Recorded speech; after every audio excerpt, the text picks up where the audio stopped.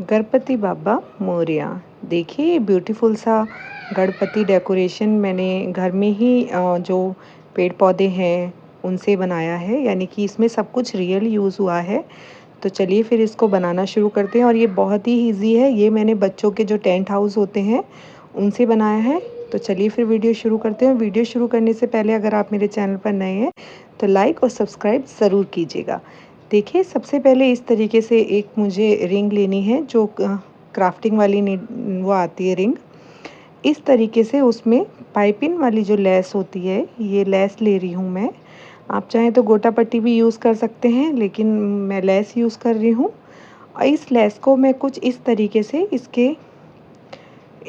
से इसमें कुछ लपेटते हुए, इस तरीके से शेडो जैसा देते हुए, तिरछा थोड़ा मतलब तिरछा जैसा बनाते हुए इस तरीके से इसको इसके ऊपर पूरी इस तरीके से रैप करूँगी। जैसा मैं आपको बता रही हूँ, थोड़ी थोड़ी दूरी पर ऐसे ट्रायंगल शेप लेते हुए इस तरीके से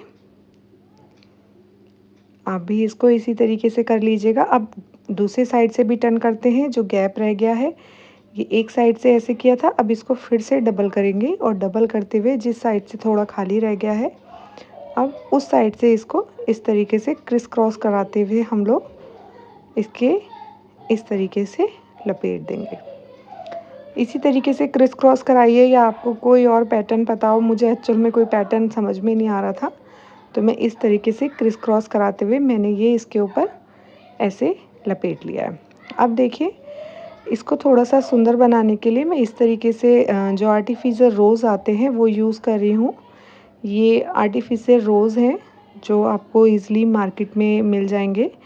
अगर आपके पास रियल फ्लावर हैं तो आप वो भी यूज़ कर सकते हैं, पर अभी प्रेजेंट में मेरे पास रियल फ्लावर तो नहीं थे, तो मैं आर्टिफिशियल ही यूज़ कर रही हूँ। और देखिए मैंने इसमें कुछ इस तरीके से शेडो देते हुए इसको फिनिश कर लिया है। देखिए इस तरीके से।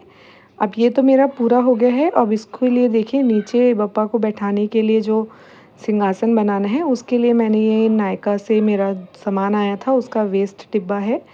आप चाहे तो बास्केट या कुछ और भी यूज़ कर लें। इस तरीके से एक कपड़ा लेकर के मैं इसको इसके चारों तरफ अच्छे से ग्लू गन की हेल्प से पेस्ट कर दूंगी।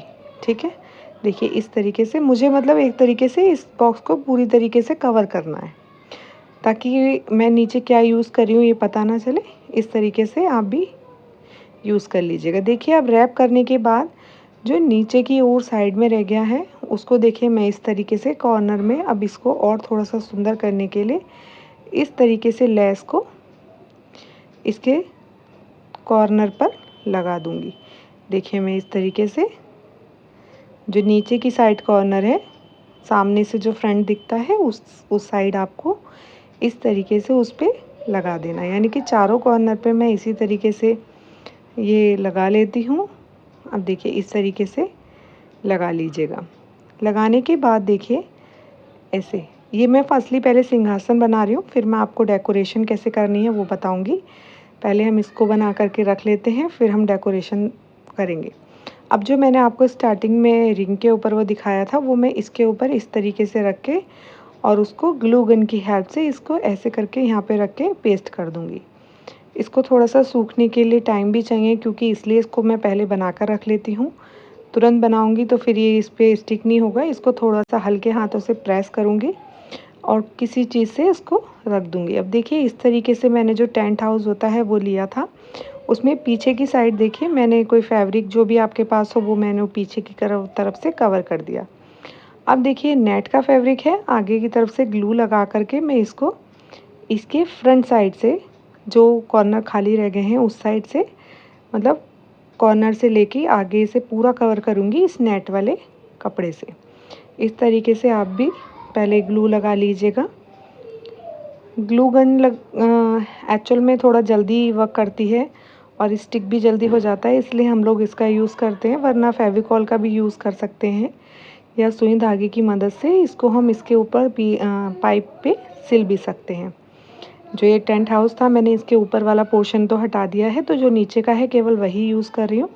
अब इस तरीके से जो बचे हुए नीचे के कपड़े को मैं क्या करूँगी, इस तरीके से फ्रिल ले जैसे बांधते हैं, जैसे कर्टन्स होते हैं, इस तरीके से मैं इनको कर्टन जैसा रूप दे दूँगी और नीचे से बांध दूंगी। ठीक है, इस तरीके से।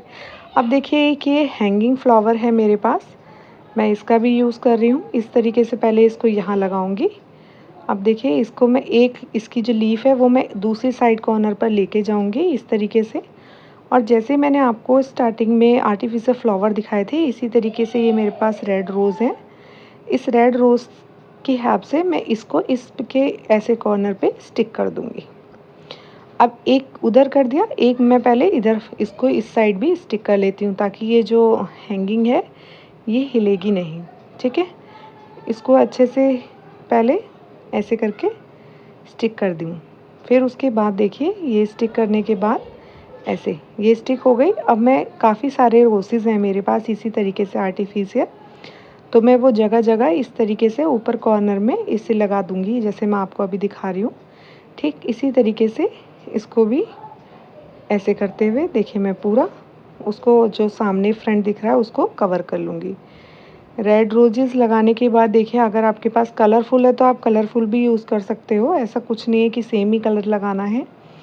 और अगर रियल फ्लावर होंगे तो और भी सुंदर लगेगा।